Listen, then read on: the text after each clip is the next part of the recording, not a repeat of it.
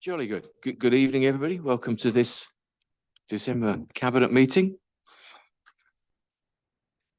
Let's get started with the agenda. Apologies for absence. I've just been notified of Councillor Baker, who's not in the best of health. Don't think we have any other apologies. Declarations of interest. Any Cabinet member want to declare any interest that they may have in an item on the agenda? No, that's great. Thank you very much. We have some minutes, and those are minutes of our meeting on the 14th of November. I know everybody's had a chance to have a look at them. Does anybody have any changes, corrections, amendment? That's a proposal from Phil. Is that agreed? Everybody happy to accept the minutes? Agreed? Thank you very much.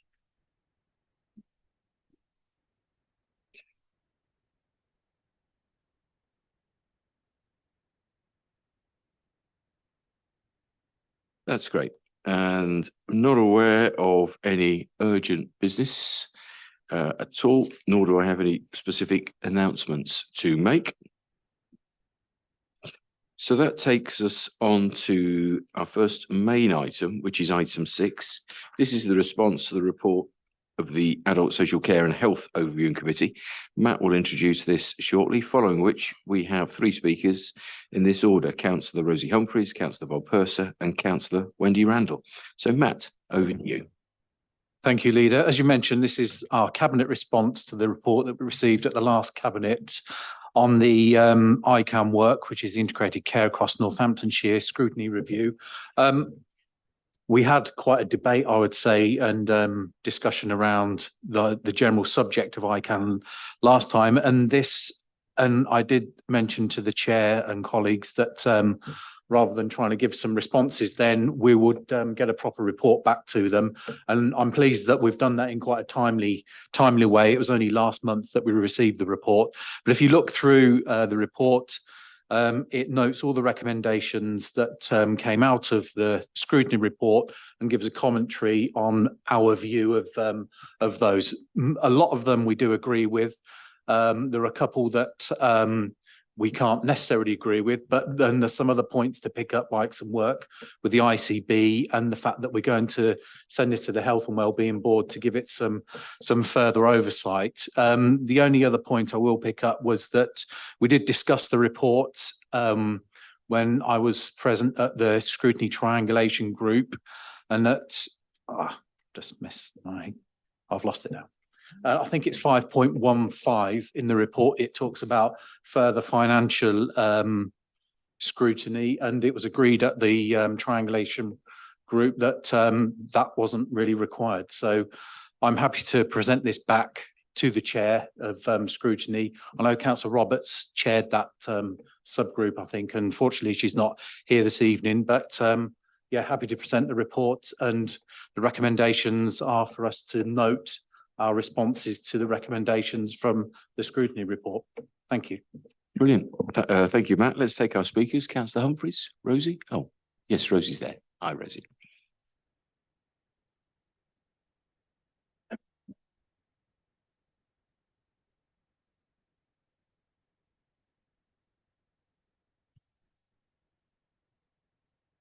Thank you. Good evening. I'll be brief because having read the report, there seems a lot of repetition of what was discussed in the November Cabinet. I think that the nub for me is when we get some solid evidence of how the ICAM program reflects the lived experience of service users and staff members, and we get a clear picture of the sustained positive outcomes.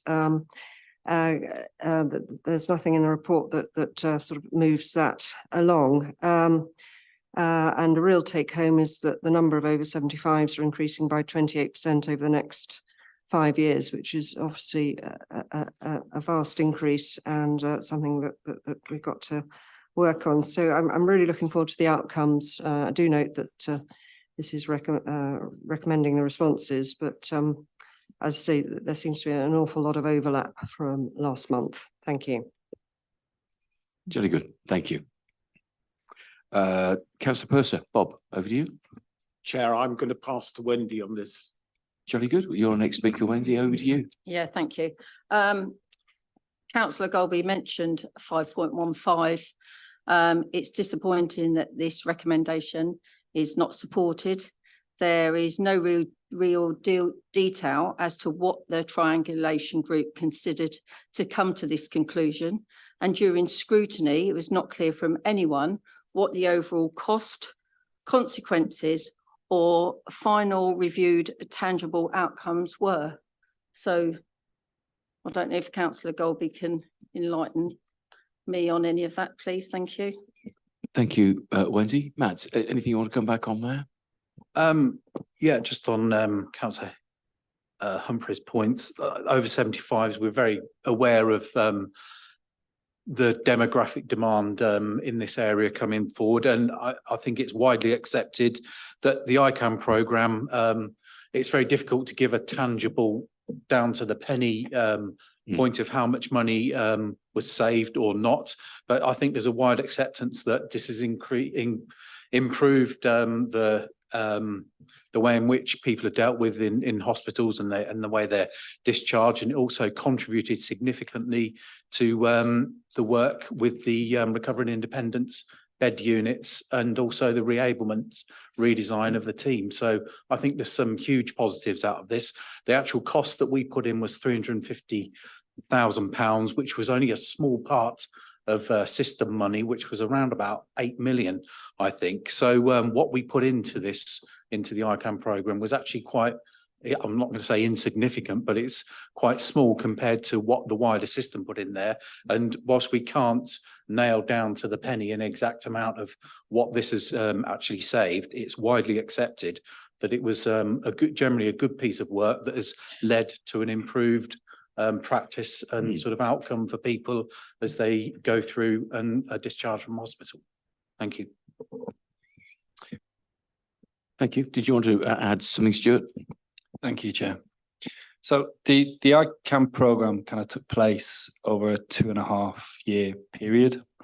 As Councillor Golby's alluded to, it was never designed to kind of release cashable savings. It was all about how do we diminish the impact for both health and adult social care organisations through more integrated working.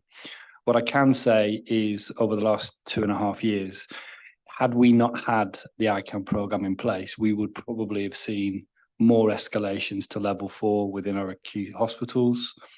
We would have seen more cost shunting across partners because part of the ICAM programme was really about pushing forward that integrated model. Is the world of frailty and acutes perfect? No, it's not. There's still considerable work to do.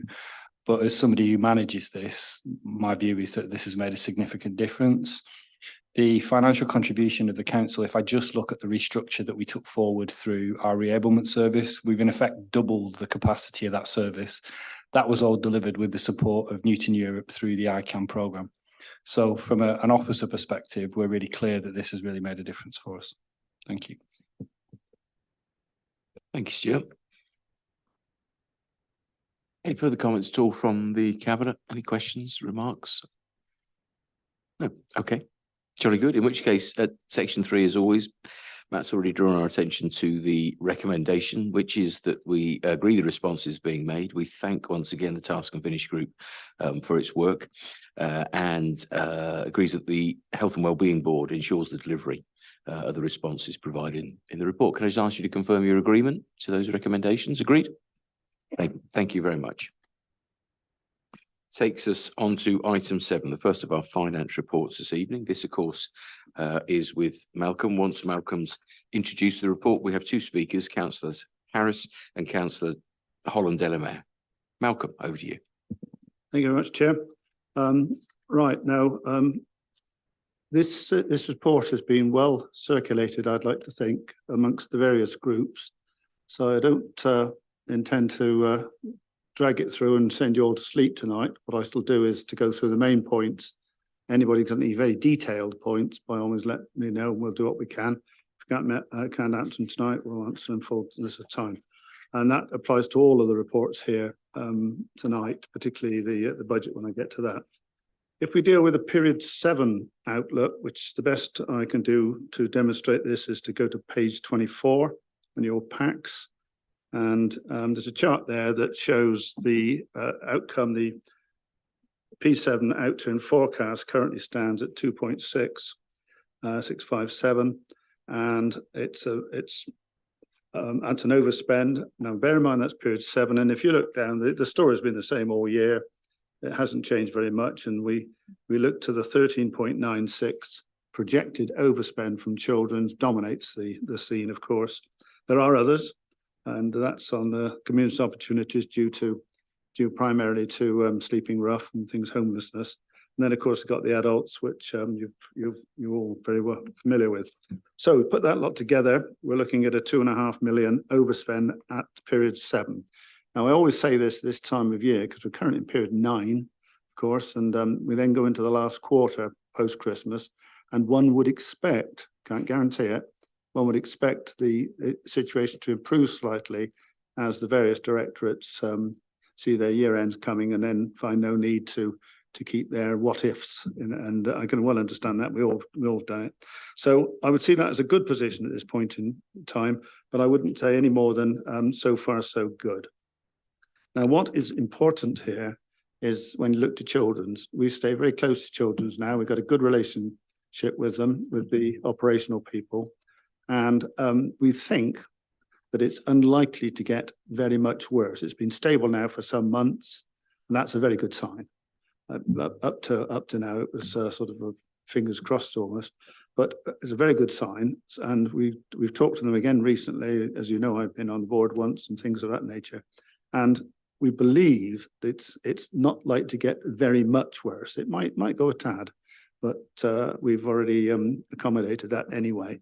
So providing what I've just said holds true for the last quarter, then I think we're on track for a year end, but we'll see. Okay, well, that's the latest on that area of the period 7. Just on the other side of the page, I would say that we've got the housing revenue accounts, and the housing revenue has got to balance. It's not a question of whether we make it balance, it's got to balance. And so there's rarely anything I can say to that other than you can see in the figures. So moving through, that's the period 7 result. The other item of significance, in my opinion, and I hope you all agree, there's lots of detail here, anybody that wants to go through it.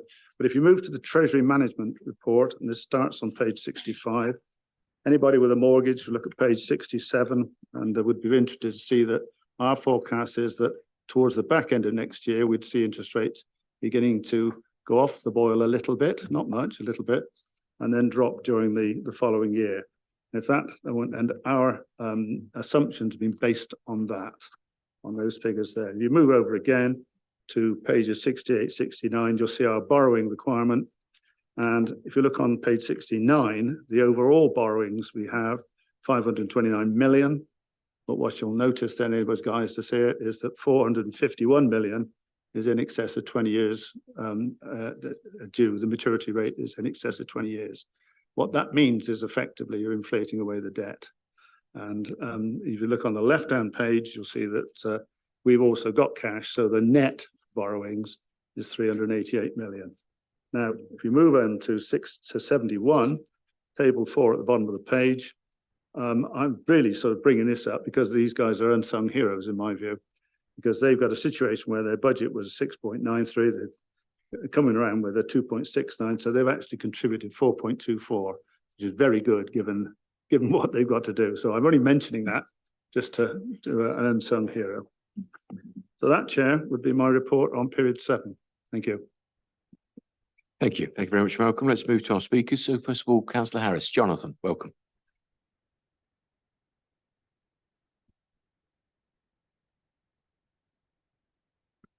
Thank you, Chair. Evening, councillors. As Councillor Longley has mentioned, we've had quite extensive briefings on these, so I haven't got a load of questions at all, both at corporate and through discussions with Martin. I have one specific point, which is in page 24 of my pack. I think the page numberings are slightly different in some of the packs. There is a reference to the technically controlled budgets of 14.9 million as an offset figure. And then further on my pack, page 35 at 2.65, it makes further reference to some of the issues or elements that are contained within that figure of 14.9 million. Talks about treasury budgets, which you've just referred to, pension deficit contributions, and so on. There is no breakdown, though, of how that 14.9 million is actually made up of. Would it be possible to have a detail that shows exactly how that 14.9 million is arrived at? I think that would be quite useful to see. I do want to make some comment on the Treasury Management Report, but if I may, I'd like to do that under item 9 in reference to next year's draft budget, if I may. Thanks.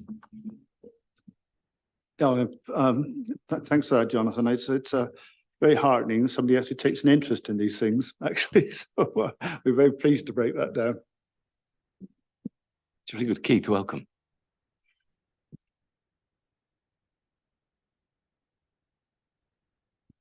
Once again, thank you for the briefings and the openness to the corporate overview and scrutiny.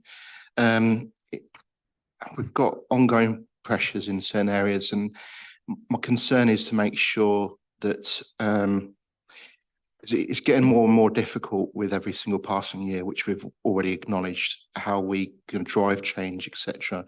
And how confident are we that we haven't got any skeletons in the cupboard on some of these cost pressures? Because some of these things emerged within the last couple of months, like I think the temporary accommodation it's been sort of there, and then all of a sudden it's just increased quite a few by quite a few million with the cost of living crisis, and the fact that we're getting people with Section 21s being evicted from properties. Are we going to encounter more demand for some of those services?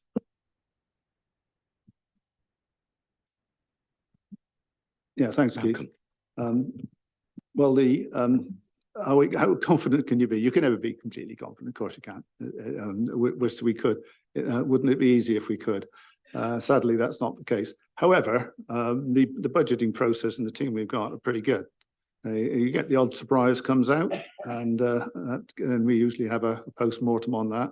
I usually have a rant at the what have you, and so that happens. But you know, by and large, it's unlikely. Of course, don't forget we have auditors as well, and that's the internal and external. That's their job to make sure it's as square as it can be. And but you're going to be certain. There's no, you know, and but looking at the homelessness one, that's been around a while now, in excess of 2 million overspend, and that's a 2.2. That's the sort of range. And it's been what was about the beginning of the year, but it's then been stayed about that level for quite a few months now, and it could well get worse in the winter. You probably expect it would do so. So again, you've got to try and predict these things as best you can, and we try to do that. It's demand led, of course, and so but we try and predict it, but you can't be perfect on it. We don't expect any skeletons. We expect movements, and we don't like surprises. That help answer your question? Yeah, thanks, Keith. Any other comments, questions from members of the Cabinet at all? No? Okay, in which case the recommendations are at section 3. We're asked to note and so on. Can I just ask you to confirm your agreement? Is that agreed? Thank you. Takes us on to item 8. This again is with Malcolm. This is the period 7 general fund and housing revenue accounts capital monitoring report. Malcolm introduced it with then 2 speakers, Councillor Beardsworth and Councillor Holland-Delamere. Malcolm. Yeah, thank you, Chair. Right, well, as you've hopefully scanned or read the report through, and there are 2 key points in this that I'd like to point out. The first is that there are 3 items of capital that have got to come to Cabinet, so they've come. They've been through the the Capital and Assets Board this morning, as a matter of fact, and they're really very much a tidying up exercise, and they've all been agreed at that meeting, and that needs to go through this evening. That's item 6.2, 3 items there.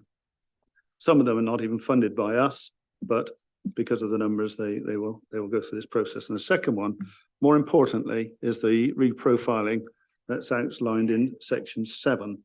And if you run through that, there's a lot of items in here, complicated situation. And I think that if anybody is interested, they're more likely to have a specific project rather than the totality of it.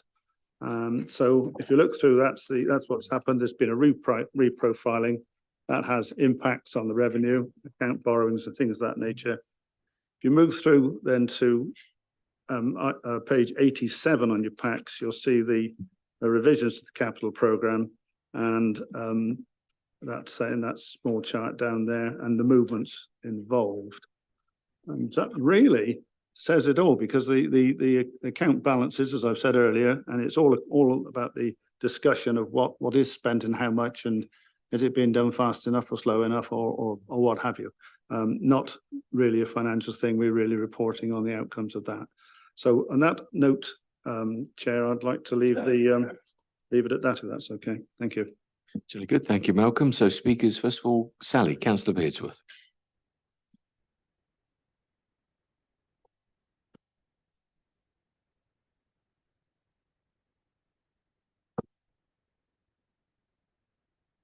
Good evening, Chair and everybody. I'm just going to mention a couple of things, Malcolm, because you say it's a very extensive report, and just to welcome some things really in here. That's the request for Cabinet approval for Adult Services Capital Scheme in-house additions, which include community equipment, minor adaptations, which is really good. And also on the next page is assisted technology, which is enabling older people to stay in their houses longer with the right equipment. But I was just a little bit surprised that there was a reduction in the disability facility grants. And I just wondered, it probably wasn't that much call on this year, but we have an aging population. And I'm worried in case we don't have enough funds in there to actually enable people to stay in their own homes, to have showers and adaptations to wet rooms and things like that. Whether we've maybe cut it a bit fine. Just wanted your views on that matter. Thank you. Sure, Sally. Well, I mean, that's really was you'd have liked to be in at the meeting this morning. There's no doubt about it. The budget was going to be increased, and the associated borrowings or revenue, wherever it came from. And it wasn't a question of should we or shouldn't we. It was a black and white, and that would happen in the future, in my view. Wouldn't be any doubt about it. And nobody's going to be sort of screwing back on that basis. Very, very unlikely. Certainly not on my watch, anyway. Never have enough, Sally. Jolly good. And then Councillor Holland-Delamere, Keith, over to you.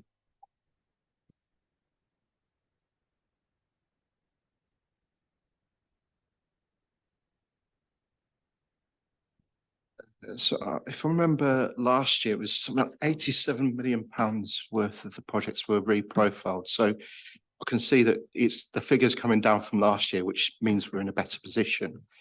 I mean, we're all aware of the slippage on some of the projects that we've had across the area, like delivery of some of the schools, some of the material costs. How confident are we ongoing that we will reduce that amount of slippage in projects going forward into future projects in future years? Well, situation there. What's interesting, something I'm keen to mention, is that the expenditure now comes under the CAB system for first time. It's only relatively recently, so that every month now this is reported on to the Capital and Assets Board, which is, as you probably know, is very effective in the capital. Now, we don't tend to push on the progress of projects, because we're more interested in that when it comes to overspends and things of that nature. That's when we get excited or interested, and that capital program tends to balance that quite well, pretty good. People don't like coming to there and saying, hey, I'm overspending. So from that point of view, the control is significantly better. And so far, so good. As far as slippage of projects, we're not really in a position in the finance to impact. And bear in mind, this is an independent operation that's doing it. So that's difficult to answer with a question. Yes, we can do it. Because I don't actually believe we can. We can influence it, but we can't actually do it. And we do try very hard to influence it. But Okay, thank you. Adam, you're going to make a point. Thank you, Chairman. I'd just like to draw members' attention to 11.2.1 in the report, which mentions the cost of removing the non-compliant cladding from the high-rise buildings in Northampton. The overall cost of that project is going to be something in the region of £1.3 million. And the completion of that work is just days away now. So I'd just like to place on record my thanks to the team at WNC and NPH for the swiftness with which they've moved to make sure that we are compliant across those buildings, and that the safety of residents in those properties has been prioritised as it should be. Yeah, thank you, Adam. You're quite right to highlight that. That's been quick work, really, particularly given the pressure on the limited number of contractors that can undertake this type of work. We've done well there.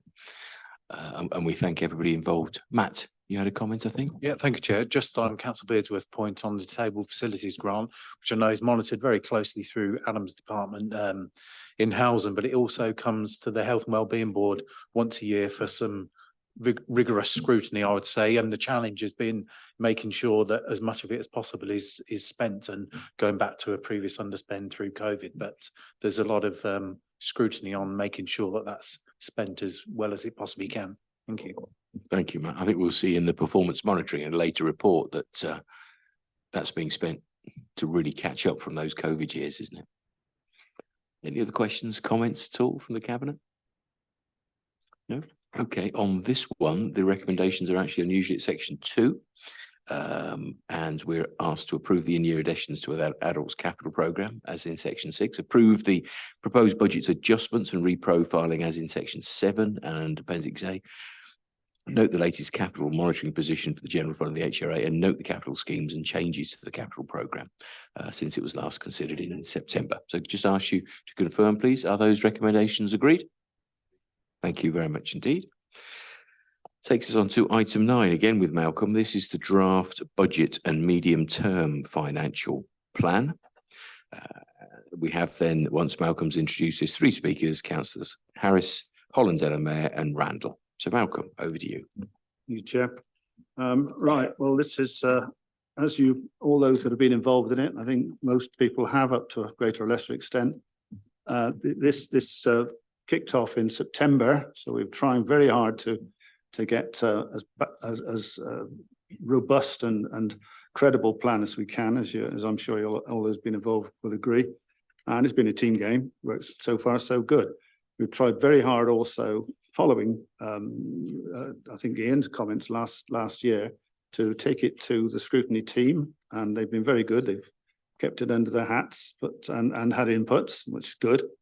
And that's been also taken out to various groups. So anybody who's interested has had every opportunity, I'd like to think, to get a good view of it.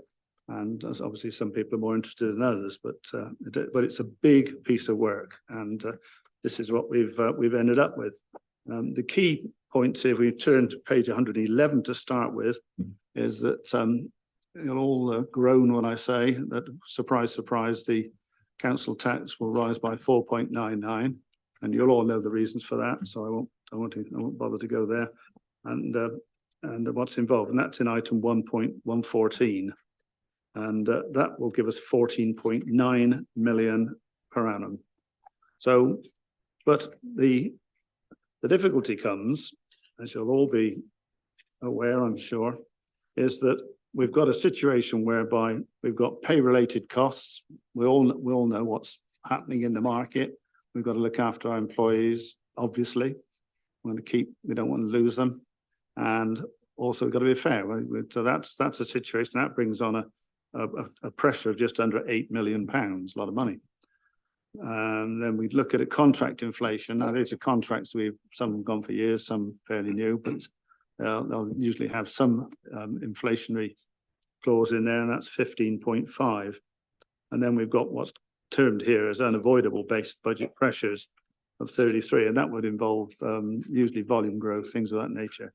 But all that lot brings a total of 56.7 million, which is a very big number.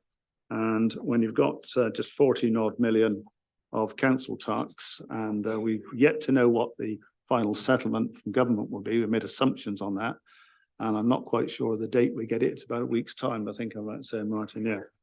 So it's a bit of a guess in that regard.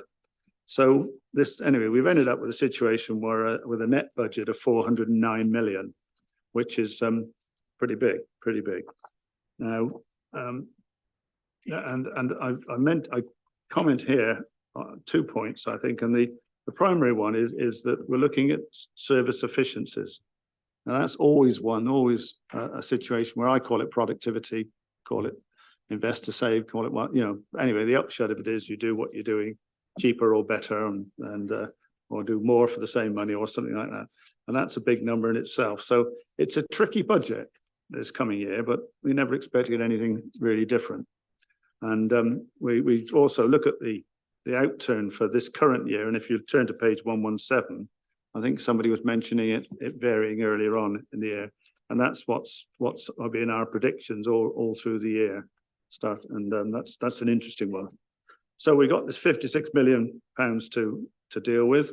We've got 1 or 2 howlers coming out, which we've got to deal with, and home to school transport, temporary accommodation, and so on and so forth. And so putting all that lot together, we've come out with a what we believe to be a balanced budget, and hopefully that everybody has got any better ideas than that. We're very grateful to hear them. I think that the other question I would point out to is on page 128, which is worthy of note. That's the reserves figure. We're currently sitting on reserves. Well, if we take the general balance of 35 million, now that's the figure that when all else is failing, that's where you go. So we don't want to be touching that. But then look at all the various other reserves. I won't go through them. And we end up with a total of reserves of just under 114 million, which is a strong position to be in at this outlook. Moving through the budget, lots of items I could comment on. I'm not going to though, because it's you all had an opportunity. The capital budget's 143 million, just under 143. And if you turn to the summary page of 139, it shows you where all the income's going and where all the funding's coming from. Now, there's then many pages of the increases in all sorts of odds and ends. And I think last year, I actually counted them, and it was just under 1,500. So I have no intention to go through that lot, but I'm sure 1 or 2 you might have a comment here or there. I did last year. So that's a very rapid summary. Hopefully we've trawled it through sufficient people that you've all got good views of it, and I'm very keen to hear what you have to say about it. Thank you, Chair. Jolly good. Thank you, Malcolm. So first of all, Councillor Harris. Jonathan.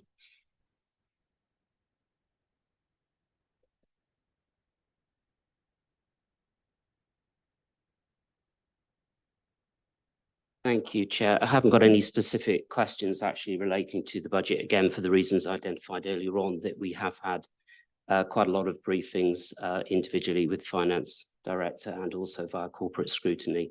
That doesn't not to say it might emerge, so be prepared for that. Actually, mine is a specific issue. I referred to it in my earlier point in regards to Treasury management. You may not have escaped the news last week that Vladimir Putin, deemed by many now to be categorically a war criminal, received the red carpet treatment. The press actually called it a grand reception and a grand welcome on a visit to the United Arab Emirates. He visited the capital, Abu Dhabi. Now, within our Treasury management list, yes, I'm going there again, it still has Abu Dhabi listed. I'm not aware that we invest actually in Abu Dhabi, but my point is it is still on the option list as somewhere where we could. Qatar, I know we have in the past. Qatar now, we believe, is the home of the overall leader of Hamas. So my point is, we still have a situation within our Treasury management report where I believe there are clear risks of accusations of duplicity potentially. Now, I know we've been advised several times before that we're waiting for further guidance on ethical investments, but surely we have the choice without any further guidance, either to have those places on our list or not on a list. It's as simple as that. Now, having researched, there are plenty of examples of councils who have defined their own ethical or ESG policy already, some based on the United Nations Principles for Responsible Investment, which is available on unpri.org. This council has chosen to use the UN Sustainable Development Goals as its framework for sustainability. I would therefore urge that we take a look at this again and maybe use the basis of unpri.org to look again at our Treasury investment decisions. So I know I will be accused of my agenda again. I think it's an important agenda because we have got some major issues taking place in the world, and I think it exposes this council potentially to this issue of duality, which I don't think we should have. We should be making our own choices on this. My final point, I'm not actually sure if this is a question for the Democratic Services team or for Cabinet, but generally when we come to the budget vote in February, we don't actually separate out Treasury management. It's all lumped together as one vote under the budget.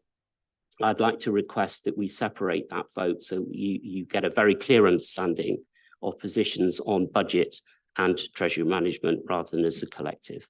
Thank you. Yeah, well, thanks, Jonathan, for that. Well, interesting as always. And yeah, that's an interesting one. What this evening's not about is me changing anything here on these figures. This is a draft budget. So what I will do is to talk, as I will on many items, by the way, not just that. We talk about a number of the items in the budget between now and when we actually publish the final budget. And I'm quite sure that's one of the items that will be on the agenda. But I make no promises one way or the other. Thank you, Malcolm. Keith, welcome. Just want to thank the officers and Malcolm for the transparency that the team has had with the corporate overview and scrutiny committee, and also with the representatives from the opposition groups. Certainly, you've just outlined the challenges that you face within the budget. It is disappointing that in the recent financial statements, it wasn't looking good for local councils as a sector. We recognise the challenges we've got. I look forward in anticipation to getting the information from Whitehall. It's always timely, perfect timing, always really spot on with helping us to plan ahead. Perfect timing, a Christmas present, we hope. So just to reiterate what I mentioned earlier about the challenges, the transformation challenges, I think we are getting into the point where it's quite hard to drive some of the transformation that we need to do, and the risks that we're going through each budget cycle are becoming more of a challenge. And my concern is the fact that we do need to look into how we invest in our services to try and mitigate those challenges going forward. And I recognise the work that's been going on in various areas, but it feels like there's some areas where we are getting to the point where it's harder to squeeze those efficiencies, those transformation hopes and dreams that we had as a reorganisation. Yeah, well, thanks, Keith. It's never going to be any different. It's quite interesting little story here for you. I spent an afternoon down at the records office and had a look at that. And a lady down there, very, very interesting thing. First of all, she showed me the signature of Elizabeth I, by the way. So anybody's not been down, it's worth going down. And then she went on and she showed me the records in the councils from hundreds of years ago. And what struck me and struck her was that the issues were no different than they are today. So they were the same thing, different numbers, but same issues. And it'll ever be thus. And that's what we do, isn't it? So that's it. I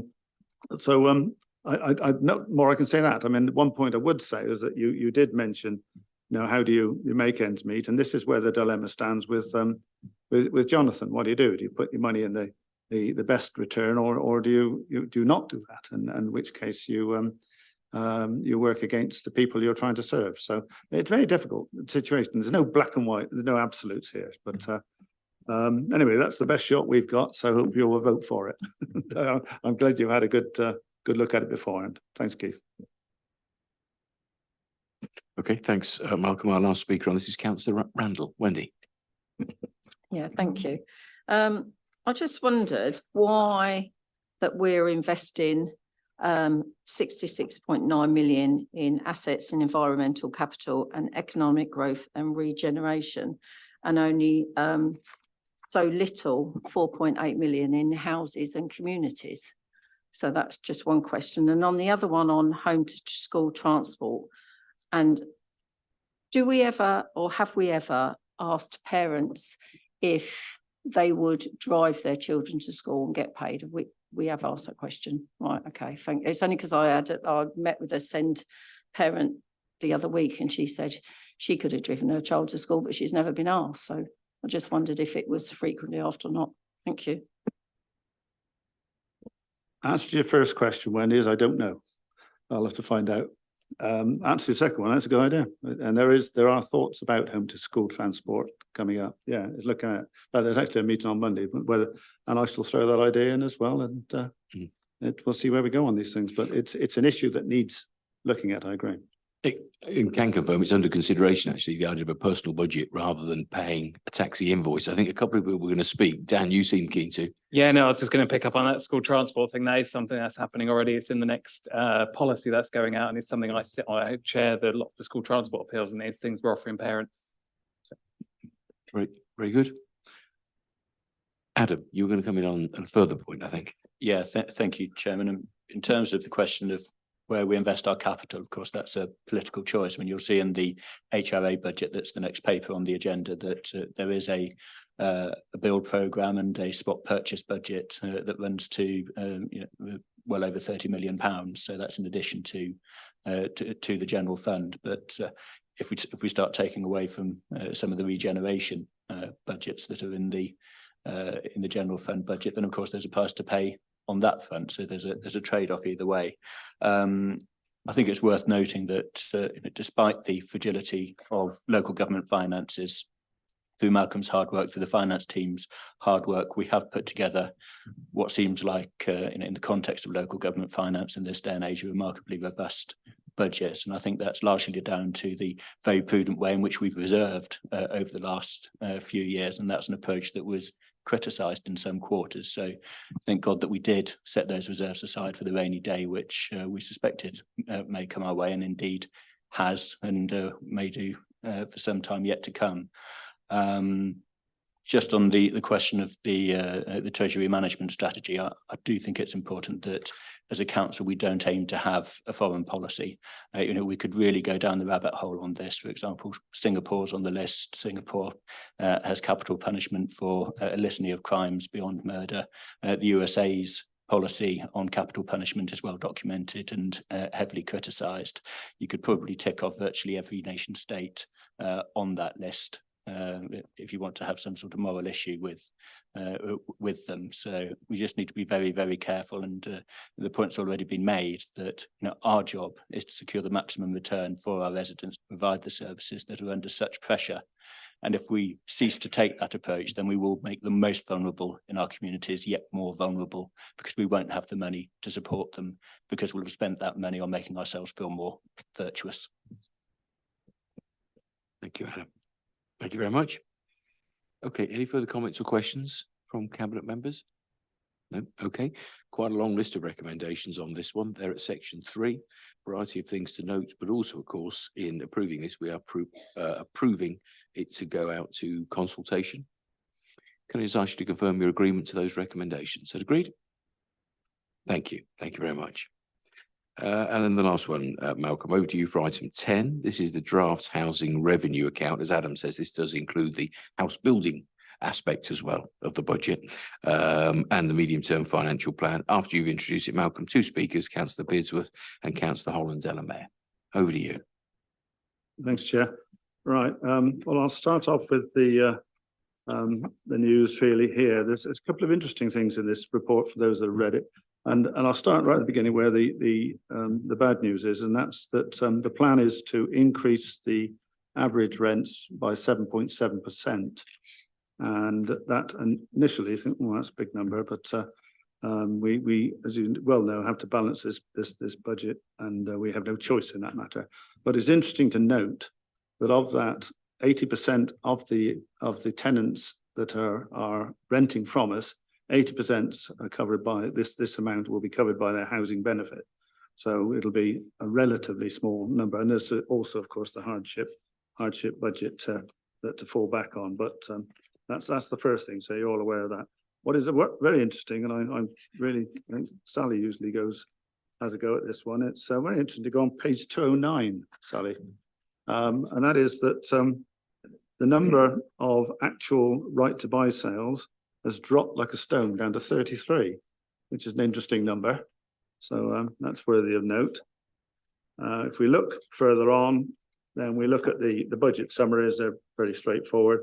Reserves stand at a fairly small number, but they're always pretty solid. They never go by much. This budget doesn't tend to vary at all.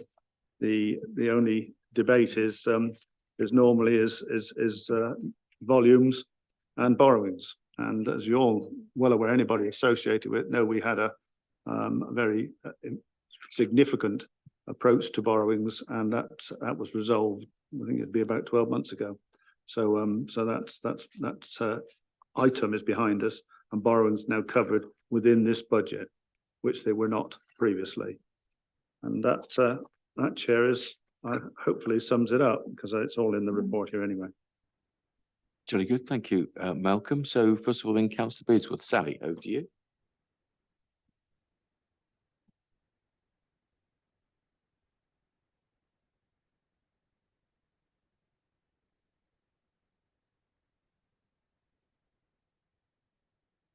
Thank you, Chair. Just a little surprised that the rents are going up 7.7, because I believe that inflation at the moment is about 4.6. Could you just explain why we're going so much above? And then I'll. September CPI plus 1%. But don't we realise as a council how many people are really suffering with, food and, heating and looking after their children?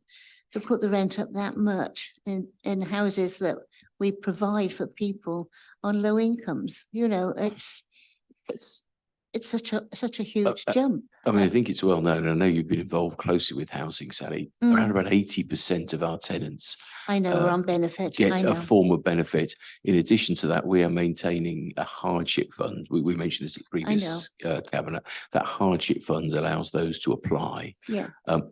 Any reduction in that rent is likely to have impact on the maintenance and the new build projects. So I appreciate what you're saying, Chair. It's just on top of everything else. I'm sure people will be quite distressed. The ones that do have to pay without any benefits, and there are a few, and a lot of those are old age pensioners as well, with a fixed income. There's a couple of points I just want you to explain to me.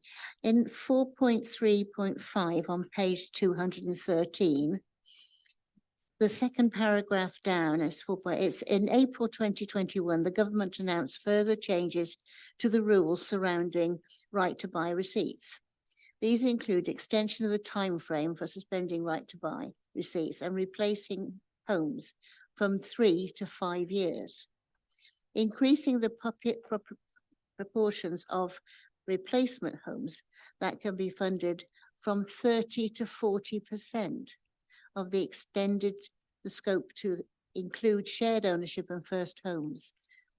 Does it mean that we're not getting the full receipts from the right to buy?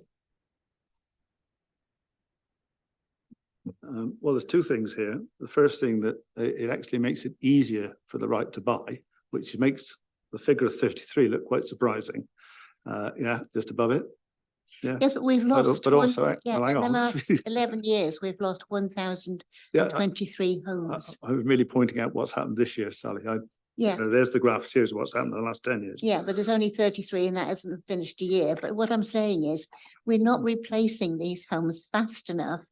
And the people that were social housing was provided for were people on low incomes that couldn't afford to buy their own homes. The private sector is excluding these people because they don't earn enough to go into the private sector. And people are now being turned, out of their homes with no fault evictions and losing their homes. And then we haven't got the council places to put them because of right to buy and the very fact we can't build them fast enough. And one of the strategies you say in here, housing strategy, theme 1, deliver homes people need and can afford. You know, if that's not what we do as a council, what should we do? You know, we should be helping people on the lower end of the spectrum that don't earn on basic wage and need help to get a home. Let's bring Adam in here, if I may. Quite a lot of these are specifically housing comments, and I know you're able to answer them, Adam. Thank you. Yeah. So on the right to buy point, that's about how much of the capital receipt that the council gets can be used to fund a replacement home for the one that's been lost under the right to buy. I So thought it was 100%. No, I don't no, think it's ever we been. we For 2 only get a years. proportion of that right to buy But purchase. why? It's our It's homes we're it's selling. legislation.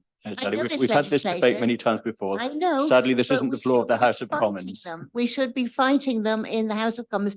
If there are homes and we sell them, we should get 100% of receipts, so we can buy up, build other ones. It's common sense. Councillor Bearsworth, the good news is that there's a general election on its way. I'm sure you can put yourself up for election and see how you get on, and you can try and make that change yourself. Thank you. Next is Councillor Holland Mayor Keith.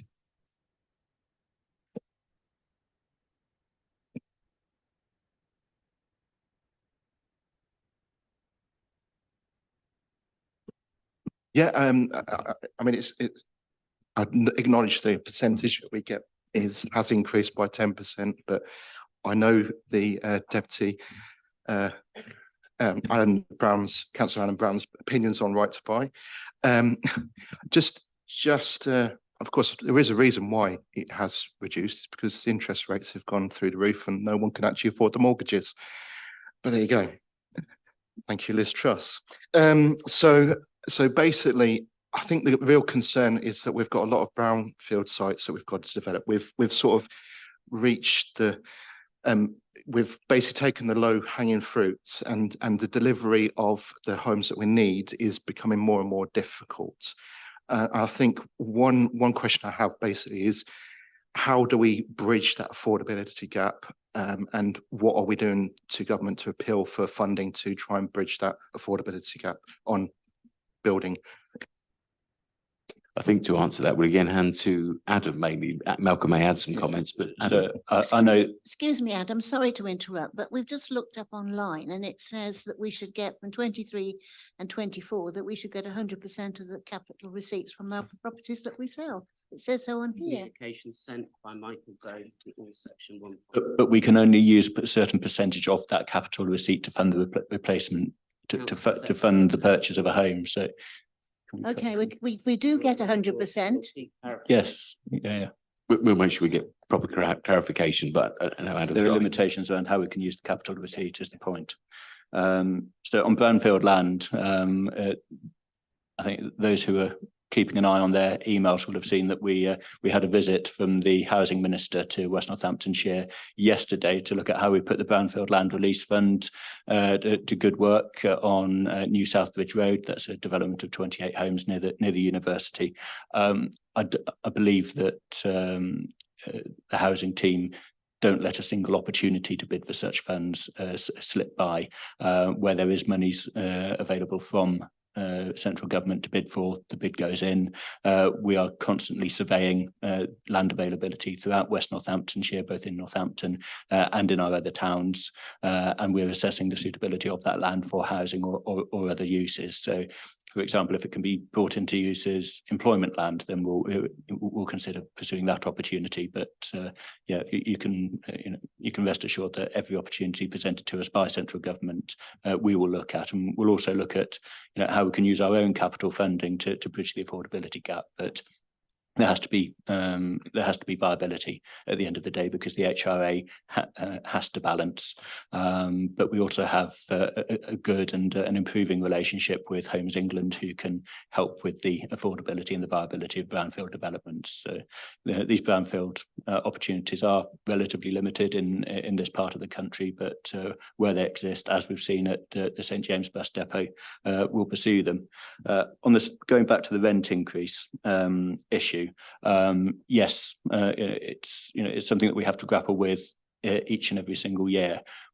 But for me, what it boils down to is that if we don't take the increase on the table, then that translates into worse maintenance, more risk of properties falling into disrepair, more risk of us not being able to grapple with issues such as damp and mould, not being able to deal with the concerns of tenants, and then ultimately not building new properties to cope with the demand that we know exists out there. So it's Hobson's choice for us at the end of the day. And I think, I'm of the view that all we can do is work closely with MPH and the registered providers within West Northamptonshire, gauge from them how their tenants are coping with cost of living pressures, and then build in as many protections and as many hardship funds as we can to help residents and tenants navigate the months ahead. Jolly good. Thank you, Adam, for those comments. Very helpful. Any further questions or comments at all on this one? No. Okay, in which case we have quite a list of recommendations at section 2. Key one being that we're approving this to go out for consultation. Can I just ask you to confirm your agreement to the recommendations, please? Is that agreed? Thank you very much. That's great. Quite a lot to get through there. Thank you, Malcolm. Thank you to the finance team and everybody else throughout the council who's worked hard on that. Thanks also to corporate scrutiny. I think it's been a positive scrutiny experience, very helpful. Let's move on to item 11. This is the corporate plan performance report. I'll make a few initial comments, and I know some of the cabinet members want to talk specifically about some of their areas too, after which we've 5 speakers: Councillor Humphreys, Councillor Harris, Councillor Holland-Ellermere, Councillor Purser, and then Councillor Randall. So this, of course, takes us up to the end of September.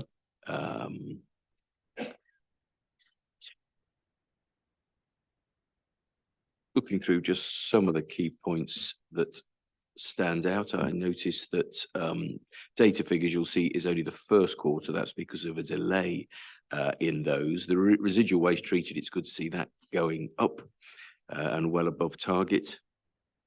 Electric vehicle charging points is always an interesting one. Phil, isn't it? You might comment on this. It's up. That comes from national data, of course, doesn't it? Which makes it difficult to always account for specifically why individual charging points, where they might be, why they've disappeared.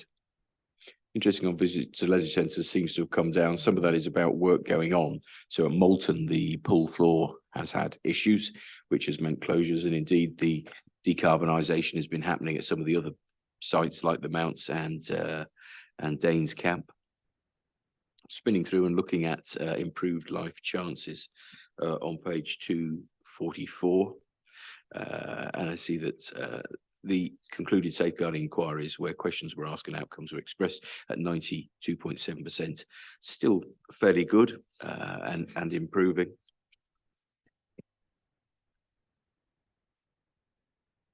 Also noticed that on page 246, we've got the net disabled facilities grant. This refers back to a comment made earlier, actually.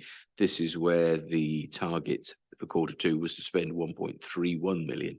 And of course, we've spent 2.29 simply because of the catch up that's going on there. Clearly under pressure, but working hard on everything that's shown on page 247. Fiona couldn't be with us this evening, but there's an enormous amount of pressure on there, but we're seeing improvement across the HCP plans and so on. That's a gradual process which we're committed to continue. Notice on page 248, we've got a couple of stats which are largely seasonal. So if you take the proportion of people aged 16 to 18 who are not in employment, education or training, simply by virtue of the fact that this is figures up to September, it means that you're seeing a seasonal figure there. Those alter throughout the year.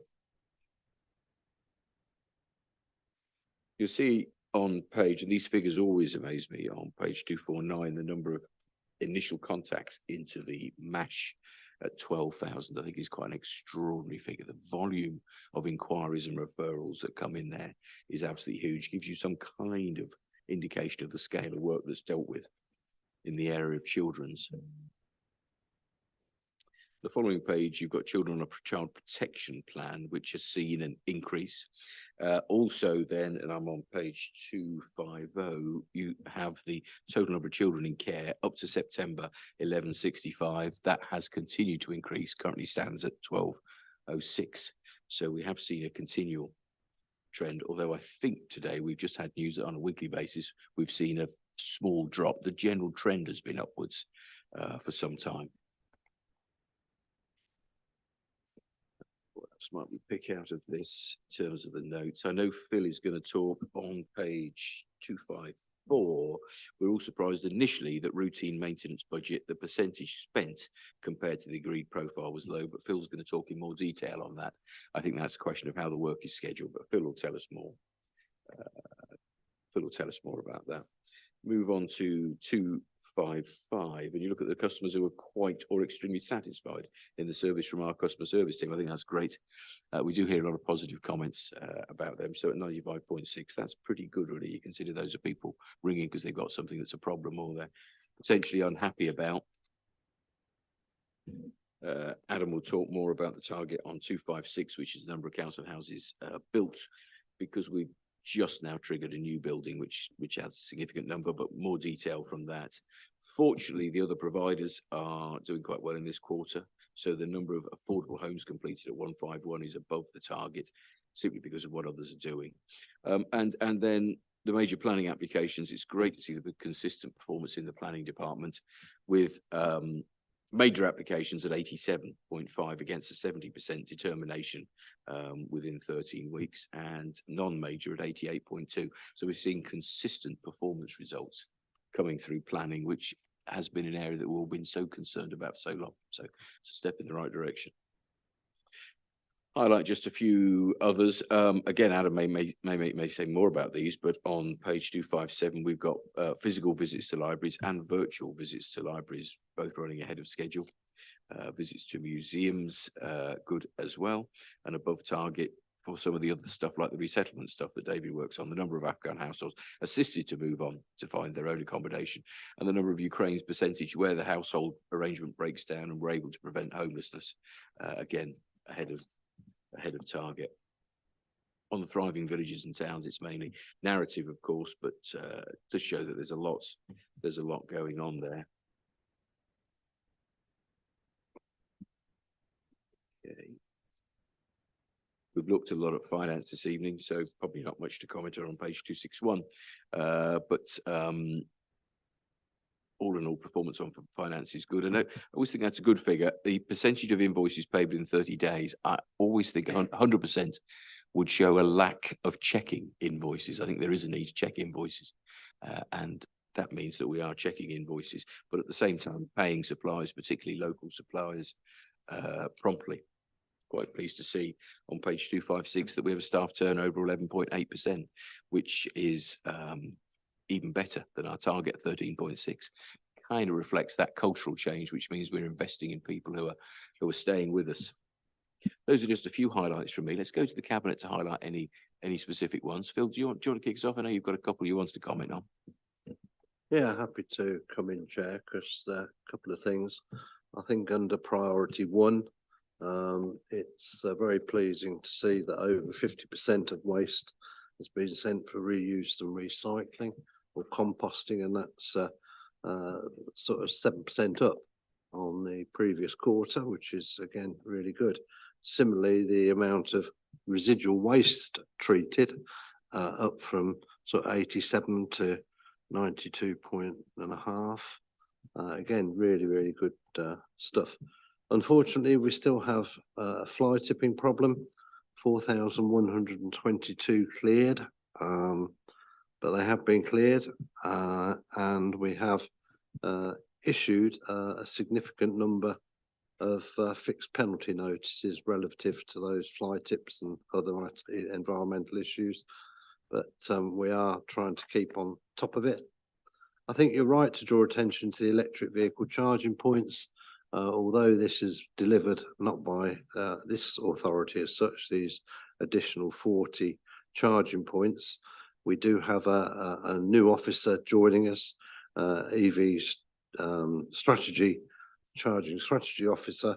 Once they're in place and we've got the strategy, we'll start implementing that and putting in some chargers. But I think it's pleasing to see here that of the 40 new chargers that have gone in, 28 are defined as rapid charging devices. And that's always been a concern to me, that we're putting in charging points, but not catering for the number of vehicles that travel through West Northamptonshire and need to charge up very quickly.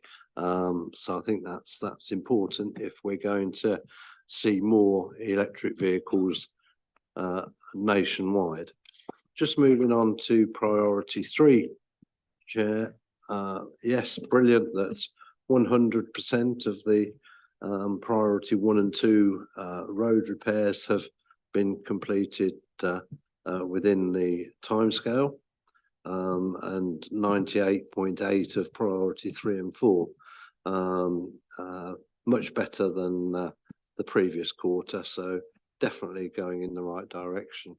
The one I particularly want to refer to is the 77% of the routine maintenance budget only being spent. At the end of September, Mr. Chairman, the figure for maintenance was behind the originally agreed profile. This is largely due to the resurfacing programme being delayed during the year. We fully expect that by the time the next report comes, we will be returning towards the original profile, and by the end of the year, we will have spent committed budget to the full. So yes, I think it's just really a question of financial profiling that has let us down there, but we're certainly working away to ensure that we deliver at the end of the year to fully committed budget and paid budget. Thank you, Phil. That's helpful. Matt, I think you had something you wanted to comment on. Over to you. Sorry. So across adult social care and public health, we continue to do well in reducing the number of people we place in care homes as we support increasing numbers of people to remain independent in their own homes, which is very positive. In Care Act assessments, of the 416 assessment completed, 351 resulted in eligible needs. This means our 3 conversations model is working well. In carers assessment, we're increasing as we have placed increased focus on these as part of our preparation for the CQC inspection, which will come at some point in the not too distant future. Reviews continue to improve again as we prepare for inspection, and reablement performance is generally stable, and the dip shown in July was a data error if you look at the chart there. NHS checks remain poor, but we agreed a new approach at Cabinet last month, which will support a significant improvement. Thank you, Chair. Thank you, Matt. Thank you. Adam, you had a couple of things you might comment on further, I think. Yes, Chairman, just to note that in terms of the slight dip in leisure centre visitors. The swimming pool at Moulton Leisure Centre has now been subject to a full repair. There were some mechanical issues with the movable floor at that facility, so hopefully that will allow visitor numbers to return to the expected levels. On the libraries and the museum, it's a very good picture. Some of the highlights are laid out in the report, and there's a very full diary of events coming up at the museum, especially. And then just to note that on the council homes, since we went to publication, 60 homes have been delivered at Riverside, where we've still got more development to come, and our housing association partners continue to exceed their targets. So there is still there's a decent level of house building going on, although MPH's pipeline is still experiencing significant difficulties, but we're working with them to overcome those, and we're building that more robust pipeline that we debated fully at council last time out. Fantastic. Thank you, Adam. Anybody else want to add any specific? Rebecca? Thank you, Chair. I just want to reflect actually the hard work of officers in the planning, because if you look at the figures on, so it's page 18 on my screen, but I think it's probably different in your pack. The continuing improvement in both the majors and the non-majors, and this despite having actually a significant number of vacancies still in the planning department. But at 87.5 for majors and 88.2, well over the national target of 70%. I do realize that for every percent we are below 100%, that means someone's waiting longer than they anticipate, but there is a lot of work going on behind the scenes to keep improving that figure. Thank you. Thank you, Rebecca. Any further comments before we go to our speakers? No. Okay, let's do that then. So first of all, we have Councillor Humphreys. Rosie, over to you.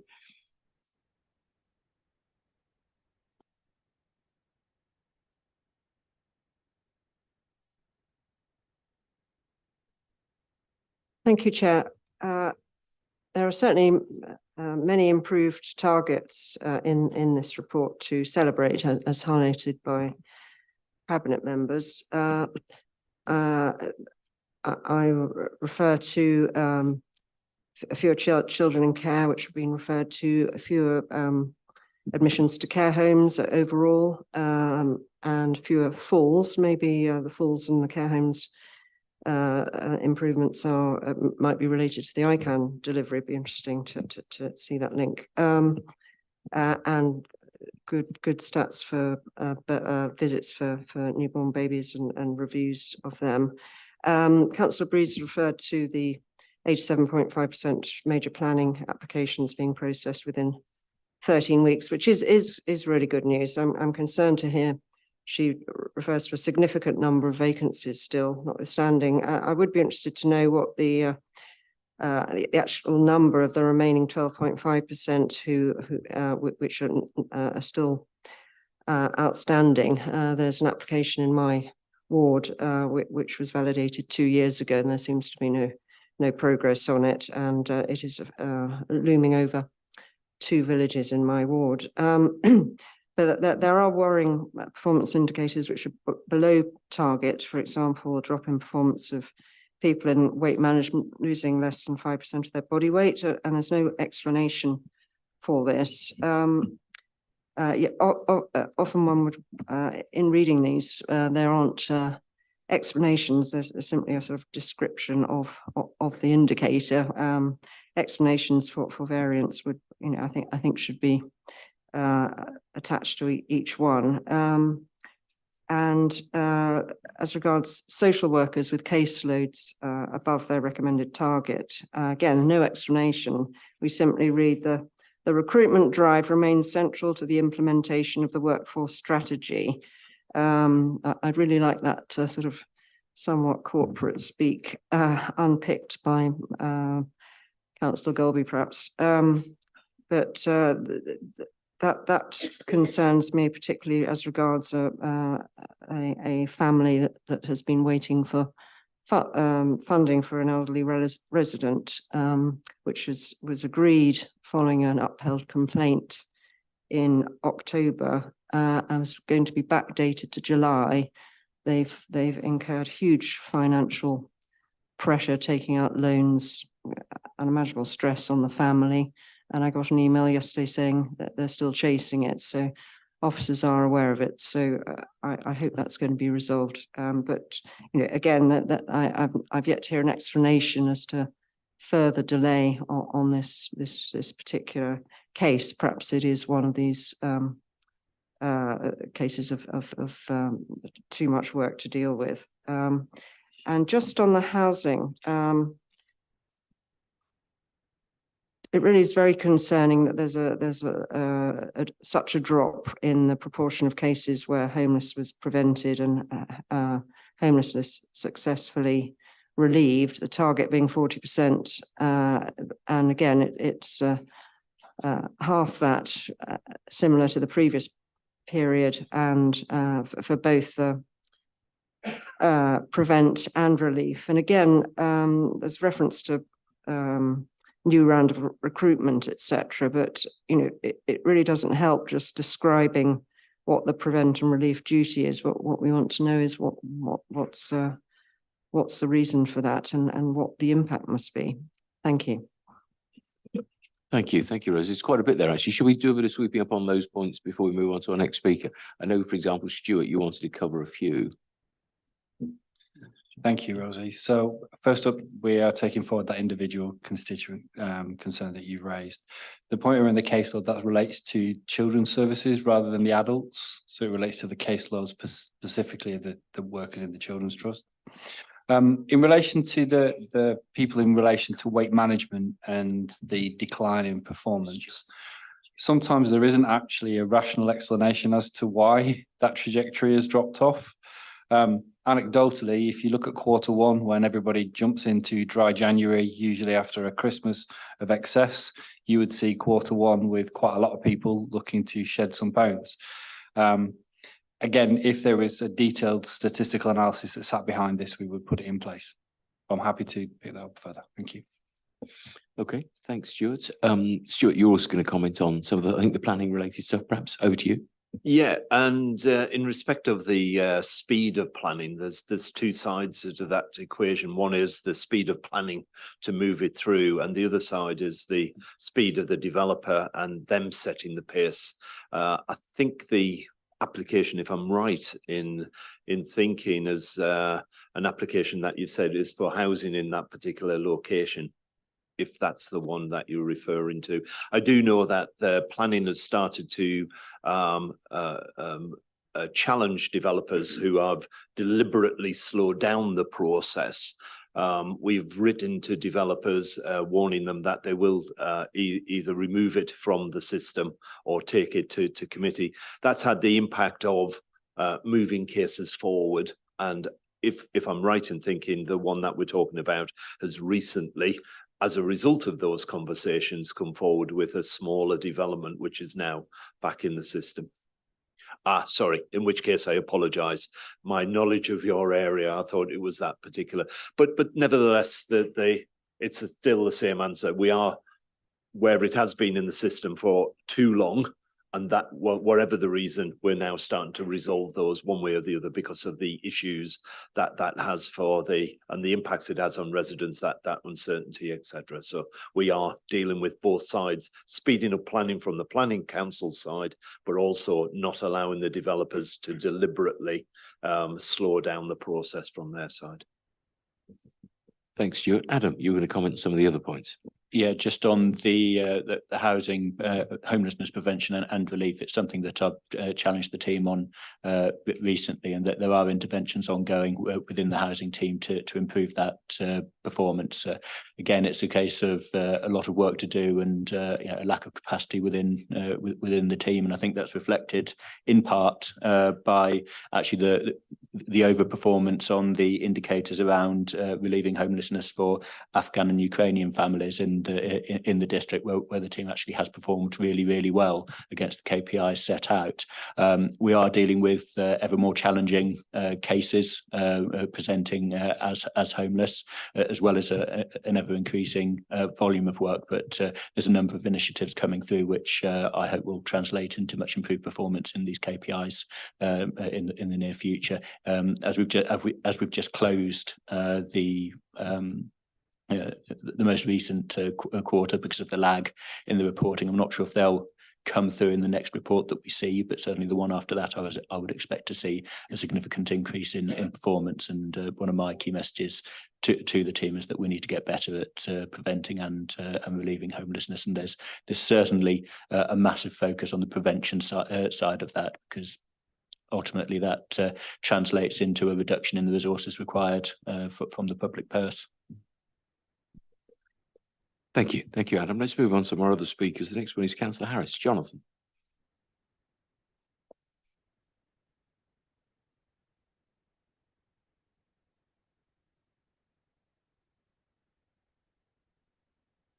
Thank you, Chair.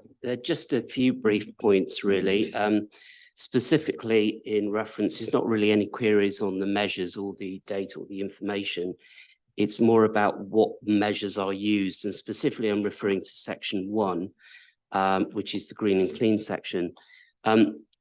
My concerns are multifold, really. It seems more clean than green is probably my observation, and this is obviously a set of matrices that we've been using for some time.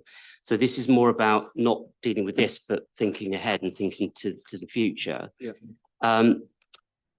We in the summary, in the introduction section, it talks about our net zero target of 2030, but we don't yet have anything within these matrices that do anything to measure that, whether that's the emission reduction stuff, whether it's to do with energy use or energy sources. So this is more of a plea to say, I think it would be useful to review measures, particularly in this section, to think about aligning them a little bit more to the green strategy, if that makes sense, rather than just focusing on the clean bit.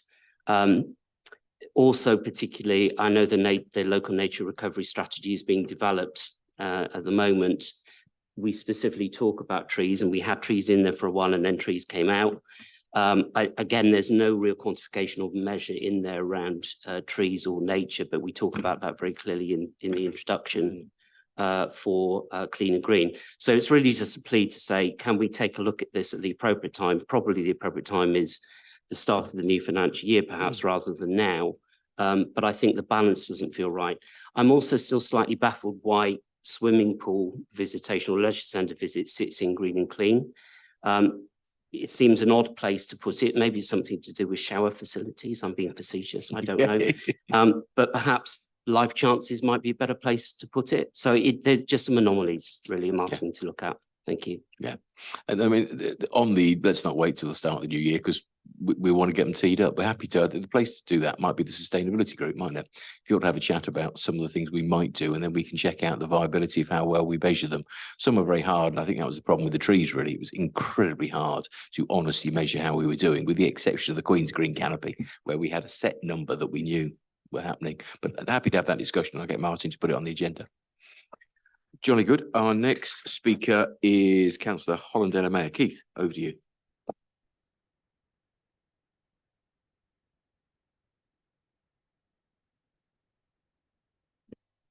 So housing benefits, I've mentioned this before, and it still seems to be double the amount of time it should be taken to go through claims.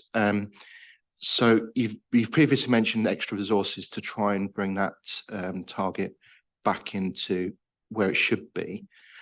What sort of timeframes are we looking at in terms of bringing it back to the national average? Because at the moment, at 40 days, double the national average is unacceptable. And you can also see within the housing benefit and average days, it's determined a change in circumstances. Again, we've got just a couple of days, a few days behind the average. You've mentioned previously that those teams have been through reorganisation, but can you just give an indication when that will be back on to where it should be? Okay. Thank you. Let's take our next speaker, and we'll come back, perhaps an answer. Councillor Purser is next. Bob.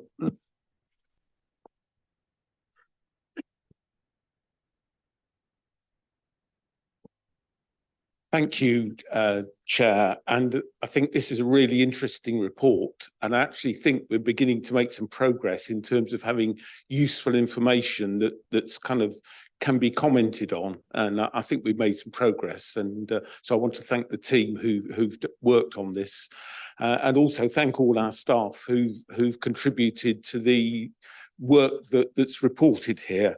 I've got just several bits just to pick up. I know Fiona's not here, but just to note that during this quarter where schools were mainly not there, but we still had 606 suspensions and 89 exclusions. I think this is a real concern because children not at school or being excluded from school are really our risk children. And I don't know how, I think that we need to give a lot of thought to how we tackle that. It's something that really concerns me. So that's my first point. I think the second point is just picking up from the discussion that we had last week on the Children's Trust and the importance of us moving towards prevention work. And we made a lot of points last week, which were well made. And I think the data here shows why this is such an important issue, that we've got too many children too higher up the scheme, and we need to be much more investing in prevention work so that we engage and support our families much earlier. And I think that there's a virtuous circle that we've got to get right there. And you know, I think with the financial pressures families are under, we are going to see more families needing more support. And I think that links back to the housing issues as well, that prevention work. I think there's a virtuous circle there. If we support those families, it will all be, and I welcome Councillor Brown's comments there, because I think the importance of preventing homelessness, it's got to be good for everyone concerned. That sort of brings me on to the house. I welcome the 6 houses in Swale Drive. Goodness me, it's taken us a long while to get those through the system and out, and the blockages. I mean, I was writing about this 15 months ago, and we finally got them handed over. So that's good. I just wanted to pick up this planning performance issue, because I think our planners get, and we've heard some comments from Rebecca and Stuart. I think it's very easy at the moment for people to criticise our planners. I think the house builders have something to account for here. They're managing the market very carefully. So we've got fewer houses coming through because of the impact of last year's budget. And this is a real concern, because the fewer houses we have, the fewer affordable houses we have, and that's a real pressure on our system. And I mean, I have to say that I'd not heard anything positive from Liz Truss's period as Prime Minister, but the fact that it's reduced the number of right to buy sales. Well, that's I'd not thought of that before, but that's very welcome. But the issue is that, you know, we've got families under a lot of stress because of the increased cost of mortgages. So the average cost of a mortgage has gone up by something like £200 as a result, and that's the impact on individuals. An additional £200 a year for people who've had to remortgage.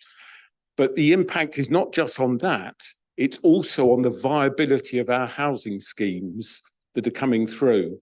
And that's the thing that's had a really negative impact, because the rules for viability of our housing schemes are so strict that it's mean that schemes that were previously viable have become unviable. And that's really, really a matter of concern. So those are my points. I think I've been fairly marginal into the report, but I think this is a good report, Chair. Thank you. Thank you for all your comments, Bob. Shall we've got a few comments to go back on, but let's take our last speaker, if we may. Councillor Randall. Wendy, over to you, and then we'll cover some of the points raised. Oh, thank you, Chair. I know fly tips was mentioned, but it's just ongoing. And I know there was a pilot scheme running, and I just wondered if that had any positive effects at all, and what we're going to do. You know, we can't just keep going on like this all the time. I don't, you know, and I know that we are, you know, fining people, but it's just continuous, and it's making our areas look awful. Then there's the EHCPs, pretty much the same place as we was last year. Only I don't think we've gone much above 7%. I see that we've commissioned an additional educational psychologist, and I wondered when we expect to notice an increase in EHCPs going upwards, and what percentage do we expect to get to by within, say, the next 6 months. And I have a lot of people say to me that when they phone through to the council that the wait time is so long they just hang up. I don't know if that's recorded at all. I know it used to be under the district council. We used to have that, how many people left a call. But that would be interesting, you know, to see that. That's all. Thank you. Thanks, Wendy. There's quite a lot of things to come in, and I think Mike's jumping at the bit to come straight in on that one. Yeah, Let's well, go to that first. we can box it off straight away. The current telephony system is being replaced. I have advertised and said this quite a few times, and the new system will give us a lot more analysis and a lot more ability to do exactly those type of things. So that's a live project that's underway at the moment. I think we do measure dropped calls, don't we? Or but maybe we don't at this point. I certainly think that the new technology and the new reporting will give us that ability to really go down into more detail. But actually, if you look at the overall stats of satisfaction, they're very good. So take the point, if they hang up, we won't know we've had that conversation. But I think in the later reports, this version of the report, you know, further down the road when we're looking at stats from the new system rather than the old, I think we'll see some stats around further that. improvements again. Yeah. Thank you, Mike. Quite a lot of points to get back on there, isn't there? Do you want to come in first, Stuart? Quite a lot with your area. Thank you. Thank you. So just on behalf of Councillor Baker, so Bob, the two areas you've identified are real priorities for us. So when you look at the exclusions and suspensions, we're taking forward targeted pieces of work through the lapse, because we have certain areas where there is a really high increase around some of that stuff. From a preventative perspective, that remodeling of our early help approach is something that Rebecca Wilshire with Sarah Reid, that we're really trying to push forward with the trust, because we know unless we start to engage with children and families sooner rather than later, we're going to continue to have that trajectory of increases in looked after children. Wendy, around the EHCP, so the national position around performance on those two indicators for EHCP timeliness is around 40%. So it's not good across the country. And that's reflective of the level of increase we're seeing in requests for EHCPs and the number of children with special educational needs. As you rightly say, we're not where we would want to be.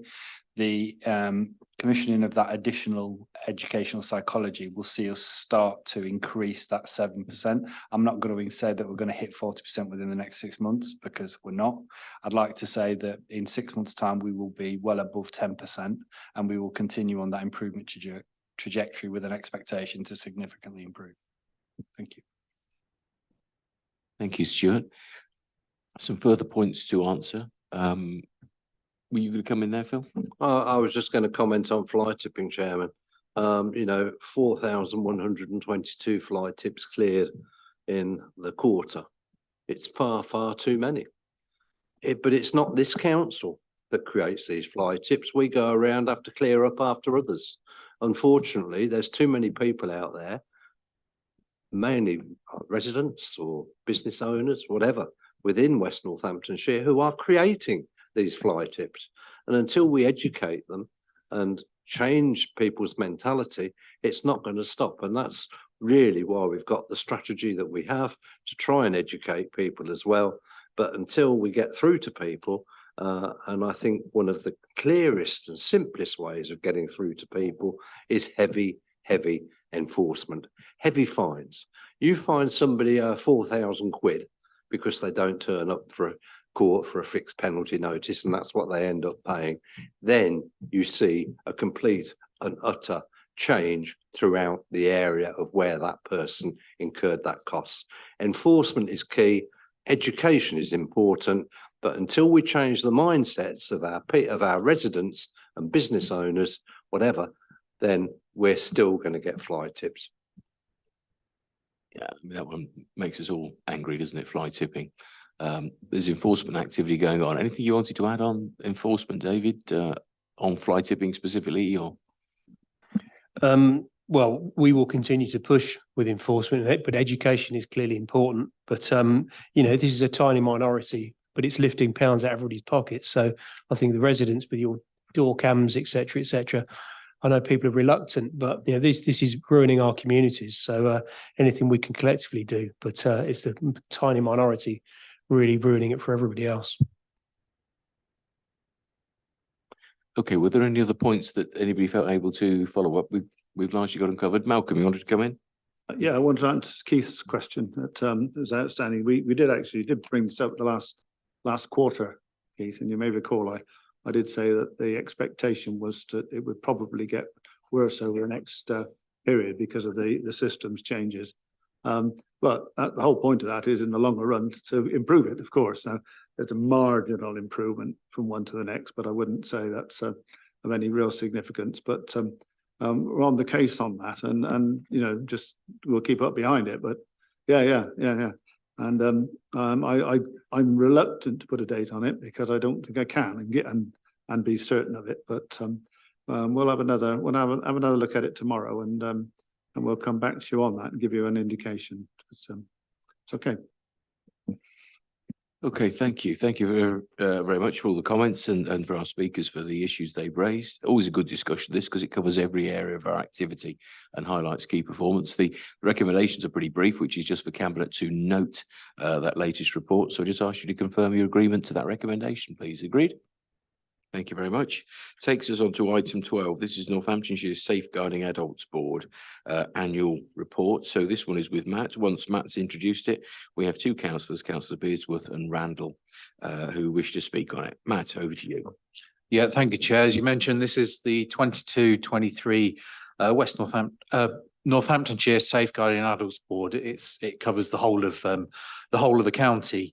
It highlights the work of the Safeguarding Adults Board and the statutory partners to keep people safe from harm from the period 1st of April 22 to 31st of March 23.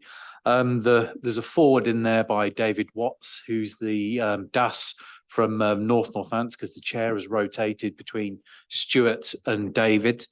And the key headlines from the report are in pages 5 to 16. The three board priorities for this particular year were making safeguarding personal, prevention and quality. And if you look through the reports, you'll come across the fact that there's an independent scrutineer, a lady called Jane Geraghty, who comes to the board, acts as an independent scrutineer. She's given quite a candid and honest assessment of what she sees, and speaks quite highly of the board, that the arrangements in there are strong. There's good culture, there's good challenge from within the board, and partners are actually able to accept and act on challenge. The strategic board is the main board. I sit on that board. Councillor Roberts does as well. It's a shame she's not here this evening. Does mention us, not by name, in the report, that we're regular attenders and hopefully fulfill our parts properly. The strategic board meets bi-monthly, although it did meet 8 times within this period. There's been 100% attendance from the statutory partners, which is very good. So beneath the board, there's a delivery board, there's a communication and engagement subgroup, there's a learning and development subgroup, and there's a quality and performance subgroup. And each of those groups are summarised within the report. It talks about what the challenges are and what needs to improve in quite an open and transparent way. It talks about SARS, which are safeguarding adult reviews, which is the equivalent of a serious case review from Children's Services. There's a high volume of SARS received during this current year, but it does state as well that we're not actually out of kilter with our regional partners. The SARS do get reported back to the board, and there's a lot of learning events and making sure that things are attended to and improvements are made where they need to. There's lots of working in partnerships, and the achievement headlines for West Northamptonshire Council are in there on page 22. It's listed for most of the main partners, including the police, North Northamptonshire as well, and health partners, about what has worked well, and again, what needs to improve over the next year or so. And at the back of the report, we've got the strategic plan, which ran from 2021 to 2023. So I'm happy. I was also going to mention that there's an excellent team. There's supported, which is basically Suzanne Binley and an assistant, and they do a really good work with quite a limited amount of resources. So overall, I'm happy to present the report to Cabinet. Thank you, Chair. That's great. Thank you very much, Matt, for that thorough introduction. Two speakers then. First of all, Councillor Beardsworth. Sally, over to you. Yeah, go on, do please. Sorry, it's trudging over there. Thank you, Chair. I just wanted a little bit of clarification on page 305. It says 6 key safeguarding principles, and it says description, and then what this means to the people who live in Northamptonshire. And it says things like protection here. It says, I get help and support to report abuse and neglect. I get help so I'm able to take part in the safeguarding process to the extent of which I want. Are these are from people in Northamptonshire? Is it a multiple choice things that they ticked a box, or is it something they've written and how many people have taken part in it? Sorry to be, it's always finding the page, isn't it, when you get there? Yep. But it just seems to me they've given all these answers. It says description and what this means to the people who live in Northamptonshire. Well, it's almost like people have written in and said this, but I just wanted to know how many people, and was it multiple choice, or it just seemed a bit strange to me. Yeah, no, we'll get a bit of clarity around that. I think it's probably just a sample of what good would look like, if you like. But So it's what good would look like. I think so. Let's. Yeah, okay. Is there anything further on it?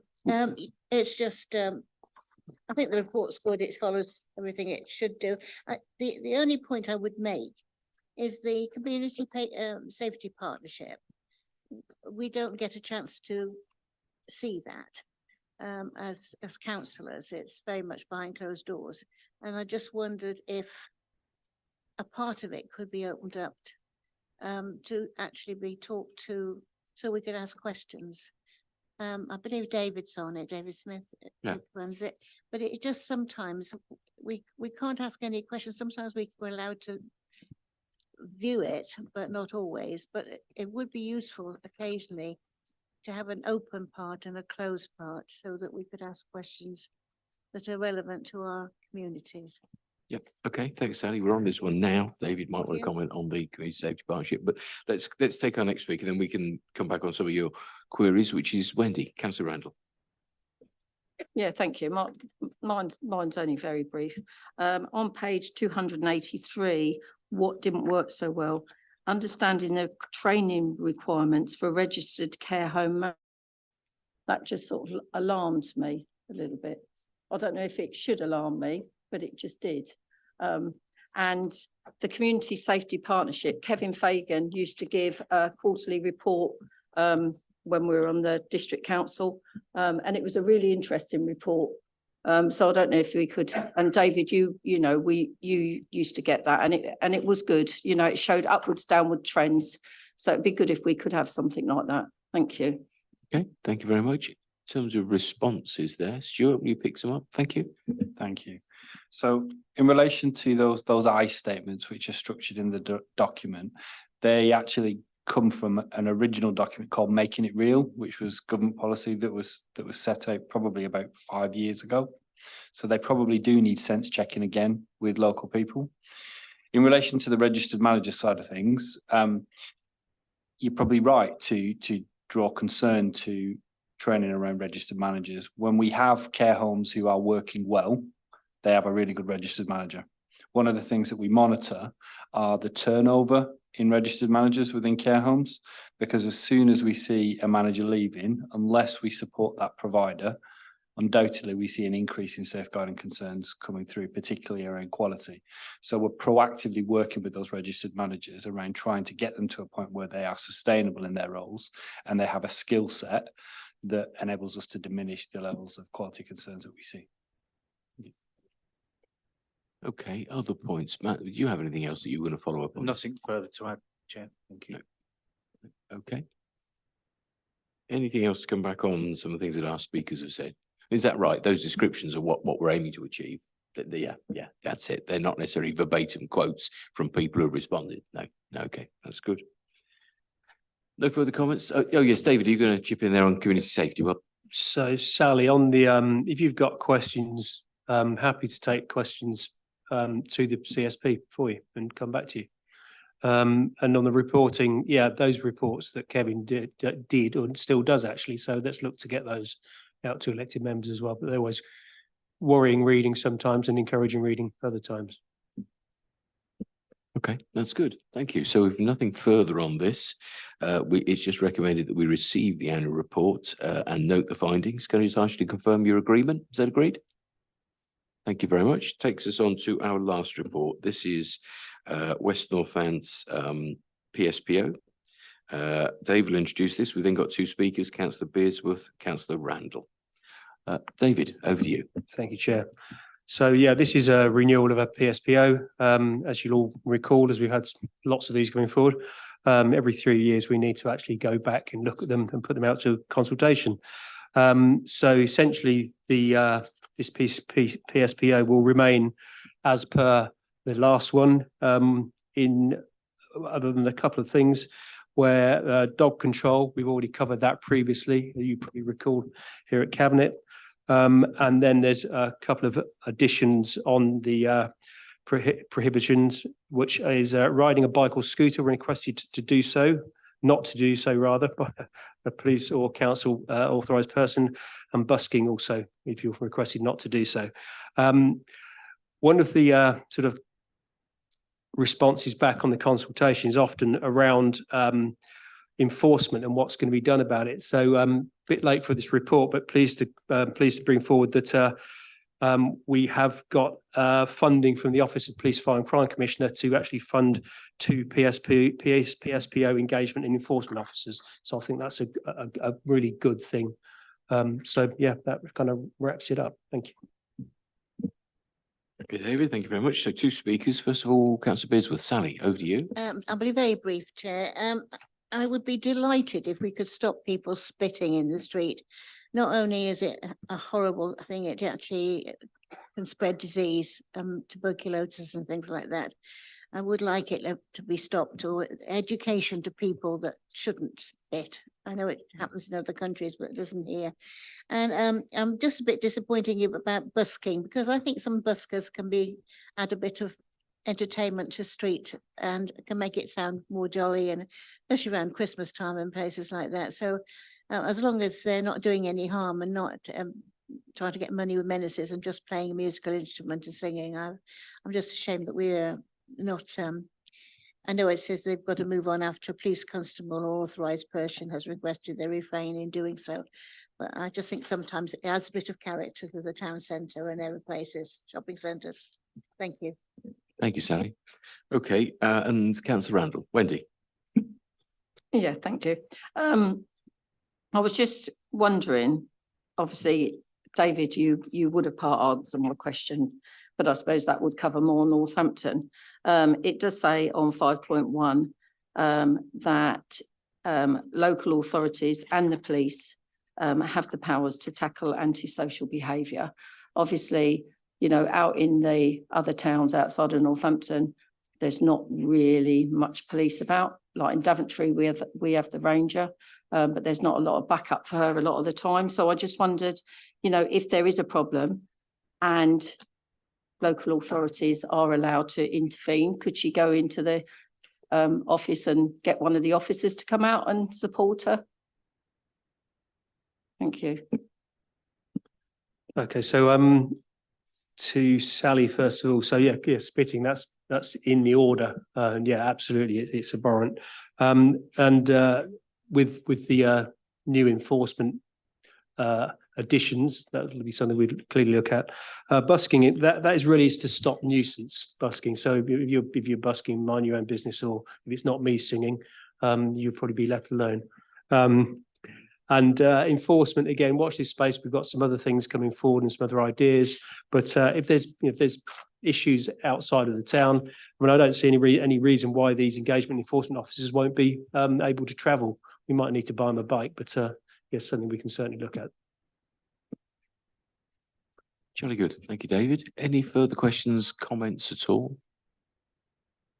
No, I agree with Sally. It can add a bit of atmosphere to have a good busker in town, can't it?